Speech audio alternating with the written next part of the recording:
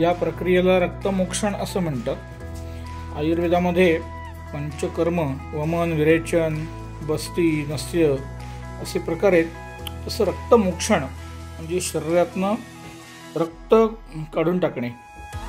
आता हे काही विकारांमध्ये असं करावं लागतं ज्याच्यामध्ये त्वचेमध्ये काही खाज येणे किंवा ॲलर्जी, अतिरिक्त उष्णता, याच्यामध्ये असं काळ्या रंगाचं कृष्णवर्णी रक्त हे बाहेर पडत असतं।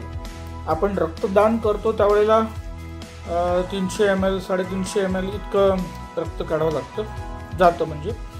आणि ह्या रक्तमोक्षण प्रक्रियेमध्ये एवढं काढायला सांगितलेलं नाही आहे। एक 50 ml 100 ml पर्यंत आपण रक्त काढू शकतो।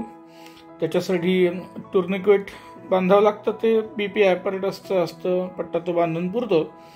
आणि अशा प्रकारचं रक्त हे शरीरातनं आपण वर्षाकाठी 2दा नक्की काढू शकतो, ज्याच्यामध्ये अतिरिक्त शरीरातली उष्णता, काही त्वचाविकार, ॲलर्जीज यांनी कमी होतात, काही प्रकारचे वातविकार कमी होतात। अनेक व्यक्ती, पेशंट असं सांगत असतात की माझं खूप प्रचंड डोकं दुखतं किंवा हात दुखतो किंवा काही अवयव पेनफुल असतात, तेव्हा कुणीतरी माझं रक्त काढून टाकलं तर खूप बरं होईल असं त्यांना वाटत असतं। पण तो मार्ग पटकन कोणी सहजगत्या अंगीकारत नाही। तर आयुर्वेदामध्ये त्याचं नीट मार्गदर्शन केलेलं आहे।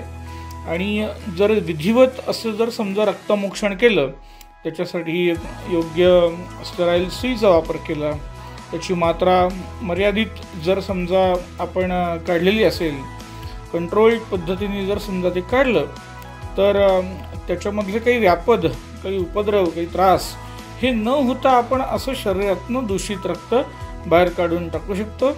आणि ॲलर्जीसारख्या, त्वचा विकारांसारख्या किंवा रक्तदोष्टी किंवा रक्तामधले दोष काही दूर करण्यासाठी म्हणून आपण या प्रक्रियेचा अवलंब करू शकतो।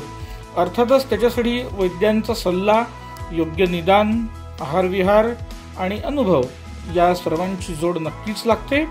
तर जरूर या प्रक्रियेची माहिती आपल्या वैद्यांकडून करून घेऊन असं रक्तमोक्षण वर्षाकाठी किमान 2 वेळा तरी नक्की जरूर करा।